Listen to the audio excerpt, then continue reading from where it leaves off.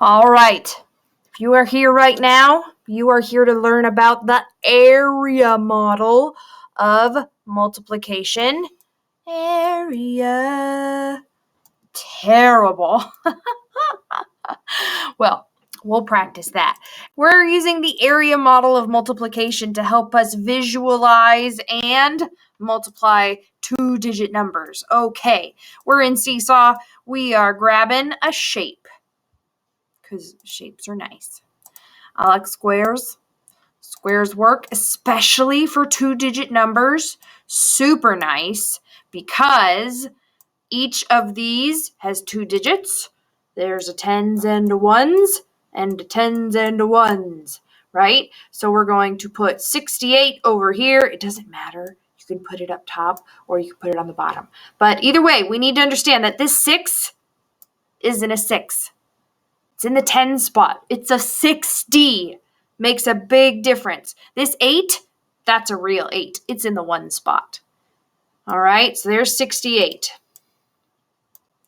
And then my next number will be 70 and 2. Okay, and now I can split my area model down how I need to. Technically, I could, because it's called the area model, the idea is to do the inside of the square, that size. So like 8 versus 60, it would be like down here, right? 60 is way more than 8. And then 70 versus 2, it would be like this, right? So I could do it like that. Truthfully, that's only to help us kind of visualize what it would be like. We're calculating the area of the square if it was 72 by 68.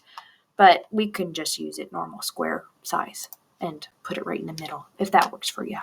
So I like to highlight to help me visualize. This is the 70 column. So both of these squares are going to be 70 times something.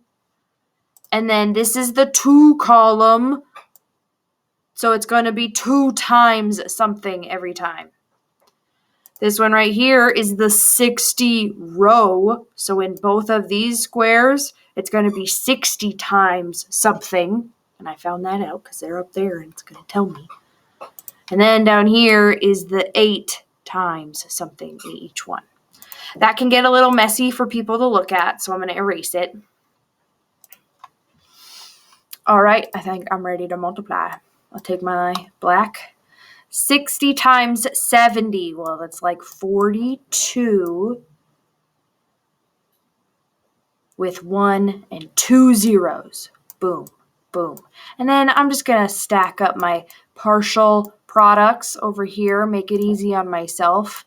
Give myself a little comma.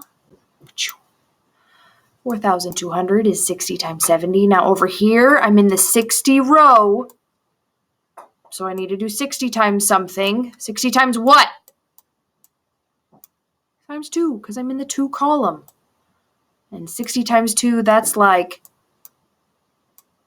2 times 6 with a 0 on the end. And I will add that up. And I'll make sure under 200, I'm lining up my 100, keeping myself organized. I'm sorry, I said organized wrong. Organized. Stay organized. And then in this one, 70, I'm in the 70 row or 70 column and the 8 row. So 70 times 8. And that is 7 times 8 is 56.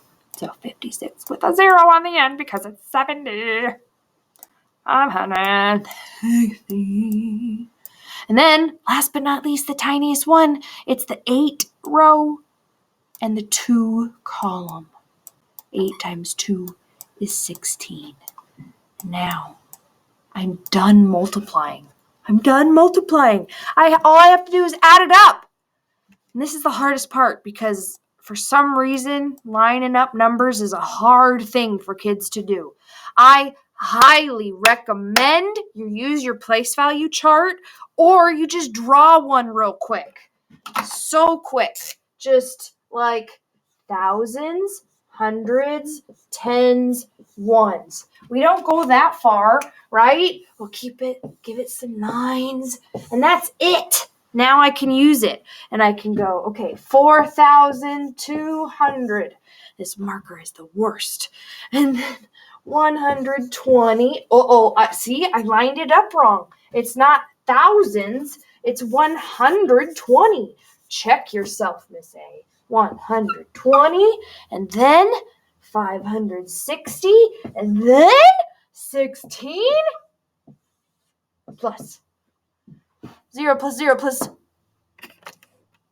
0 plus 0 plus 0 plus 6 is, shout it out, 6. Yay. 2 plus 6 plus 1 is 9. Yay. 2 plus 1 plus 5. 5 plus 1 is 6. 7, 8. Yay. And then 4 plus nothing. 4. 4,896. Let's check. 68 times 72 equals 4,896. Is that backwards? That is totally backwards for you guys. Boom. Thousands, hundreds, tens, ones. 4,896 is my answer. You guys should have told me my video was backwards. Area model. Add them up. Make sure they're lined up. Good work. Go tackle those problems. Use one of those strategies. Keep it simple. You got this.